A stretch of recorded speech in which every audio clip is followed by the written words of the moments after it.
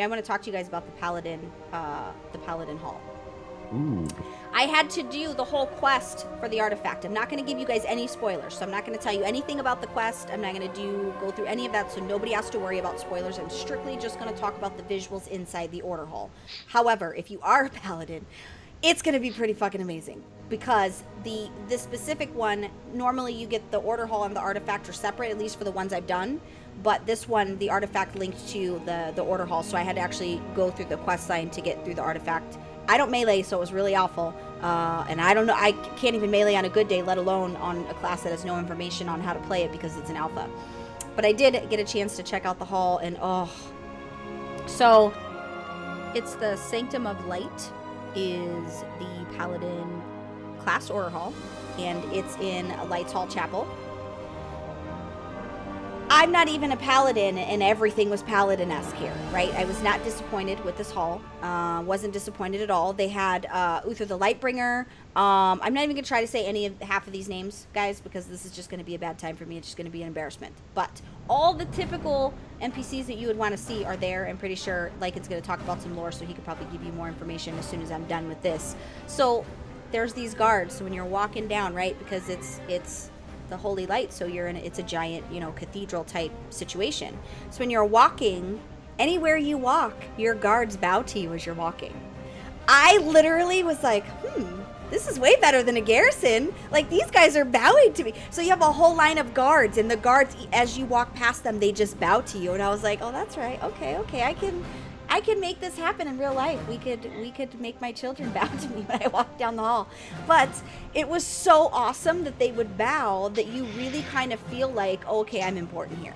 I'm somebody that matters. The artifact stand, which your table, whatever your interaction for where you do your artifact talents, is on, a column with the holy light going over the column, which is pretty cool. I liked the fantasy of the way that they integrated that.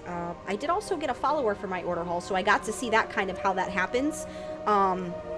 The follower, essentially, there's a board behind where some random is standing, and you click it, and you get to send that follower to one of the zones. I sent him to High Mountain just because it was just there, and then that starts you on that quest to where you can go do that quest when your follower goes out and scouts. Now, I hadn't been able to see any other follower related stuff for the hall, like with the monk or the warlock, because I didn't start those quest lines. It was already done for me. So this one, because I got to physically go through the whole motions of acquiring that, I actually got to see kind of how that laid about. The inside, some of the rooms are typical of what you would see inside the cathedral in Stormwind, right? You have the rooms with the libraries. You have really pretty spinning globes that like glow a really, really pretty turquoise. People sitting at the table reading books, like pretty typical, especially with something you would see in Light's Hope. So if you're a paladin, you're definitely not going to be disappointed, because it was beautiful, and I don't paladin very well, but yeah, pretty legit. I have one. Well, yeah, at this point, I think just for the class halls, I think I'm just going to have one of every stuff so that I can go and do secret class hall stuffs. But I know that Lycan, with that, has got some nice paladin lore that we don't do a lot of pally stuff. So I think that this is going to be a real nice. Yeah, and actually on your class hall too, with that, for those who've been asking since BC times and vanilla times, yes, this is where we're going to see General Turallion. Turallion and Illyria are the missing couple that went through the portal and are finally coming back in Legion. This is where you're finally eventually going to get to see them. So big things are coming for that. It's really nice to see them actually put a lot of work in, and the pictures, again, are stunning. But just wanted to go over real quick what the Paladin lore is, and there's some confusion of why the Paladins wield the light and what their connection is with the light. Now, during the First War, you had Archbishop, I know I'm going to mess up his last name, but it's Alonsis Foal. He was the head of the Holy Order of the Northshire Clerics prior to the First War. His apprentice was actually the first Paladin, which was Uther the Lightbringer, of course. Now, they were suffering heavy casualties during the Second War, and they needed to fight off the orcs and their warlocks and the undead that had started with the Scourge. They actually got together. They started the order called the Knights of the Silver Hand, and this is, of course, after Tyr. And we've talked about Tyr. What was that? I want to say about 3 weeks ago. Sorry about the mic. About 3 weeks ago, we talked about Tyr, and we learned about him as a Titan Watcher. Now, the Paladins are a hybrid class. They are a hybrid of warriors and priests. They were taught, that's of course, and you can draw your correlations too of why you have protection paladins and protection warriors, holy paladins and holy priests, is they are truly the first hybrid class. Now, one thing that was special with them, they were actually immune to the plague and all diseases, of course, due to the light being permeated within. But many members of the Knights of the Silver Hand actually survived the push of the Scourge. Unfortunately, we have Arthas Menethil, which is, of course, the Lich King. He, when he was corrupted, disbanded the Order after Uther refused to help him kill all the residents of Stratholme. And we get to see that in the Calling of Stratholme, and that's exactly what's going on. Arthas, after he had done clearing out pretty much everybody in Stratholme and getting back to Lordaeron, killed off many of the Paladins after returning, including Uther. There were a few remaining, and they're still around, and they still go to the Order of the Silver Hand. And most of them, of course, they were all humans at the beginning as well, and the dwarves actually had followed suit in with them as well, and they became paladins too. There are a couple other ones out there. There's the Hand of Argus, which is the home of the Draenei Paladins, and then we also have the Blood Elves, which the Blood Elves are the fourth race to become paladins, and that was introduced during BC, and they actually became to a group called Order of the Blood Knights. Now, up until this time, no Horde class could become a paladin. The way the Blood Elves were actually able to obtain their access to the light is they captured a Naru by the name of Muru. What they did is I know, it's a terrible mix-up, and I tried to reword that a couple different ways, but the name of the Naru was Muru. Now, what they did is they captured him, they put him underneath of where the Paladins... Not Muru. Okay, got it. Muru. Okay. M-U-R-U. I thought you were trying to allude to a Tauren Getting there in a second. Okay. It just sounds distinctly Australian. It's a little bit, yeah. But what they did is they captured this Naru, and they didn't give it an option, but they extracted the ability to use the light right out of this captured Naru. But with this actually led many to believe that the light and the Naru are one and the same.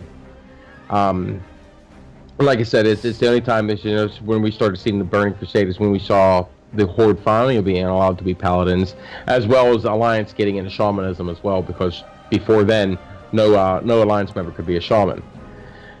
The fifth race that we get into is the Tauren Sun Walkers. Now, they came into being after Pony Brightmane, which was a priest, and Tahu Sagewind had a very long, deep theological discussion. It's about the same time of Cataclysm, on the moon worship and their reverence to the light. And it was actually from this understanding with the Sunwalkers that they were able to bring out the light. This finally allowed another class to be opened up in the Horde arsenal to become a paladin. And there's been long discussions on that as well, whether or not Tauren should have been paladins to begin with because of the whole moon worship. But if you actually follow the quest line in there and the dialogue between the two, it makes actually a lot of sense. Now, there are a couple other orders out there as well. You have the Argent Dawn, and you also have the Scarlet Crusade. Now, the Scarlet Crusade are very particular in the recruitment, and I would say almost a bit cultish. They do not allow anybody in there except for humans, and they're, no pun intended, hell-bent on just destroying everything that has to do with the Scourge, including the Forsaken. They have big problems with them. The Argent Dawn, however, will recruit any race into the Order, including the Forsaken themselves. So we actually see them form up a little bit further as well as we get into, Wrath of the Lich King. And you follow your questing as you go through Icecrown. We see that the Knights of the Silver Hand formed up with the Argent Dawn. They formed the Argent Crusade. That was to try to fight back the forces of Arthas. But wait, we discussed everything so far of how everybody's gotten their light, and except for the Draenei, and how they were able to become paladins. Or again, we go back to the Naru and the light. So we have Velen, which was a priest out of the three brothers. You had, again, Velen, Archimonde, and Kil'jaeden. And Velen had actually asked the Naru to give him more power to fight off the other two and to save his people. This again brings up two questions. First of all, who were the original paladins? If you follow the timetable on Azeroth compared to the timetable of the Draenei, it actually tells you right now that the Draenei were the original paladins. They were first to get to mix basically the two classes together. And also again leads us back in that conversation of whether the Naru and the Light are one and the same. This also brings in the conversation too is the Dark Naru associated with the Old Gods. I'm hoping as we delve further into Enzoth and some of the Old Gods that are coming up in Legion, as well with all the artifact information. Of course, we're getting, what is it? What's the name of the sword? Ashbringer? Thank you, Ashbringer. Wow, I cannot believe I drew a blank on that. As we're getting into some of these other ones, I'd like to see us learn more of the origins of the light, only because there's so many different correlations and so many different tangents we could go off to on who actually gives the power to the paladins and where they draw it from. And I think, and this is not spoilery at all, but I think we're actually going to learn a lot more about that coming into Legion.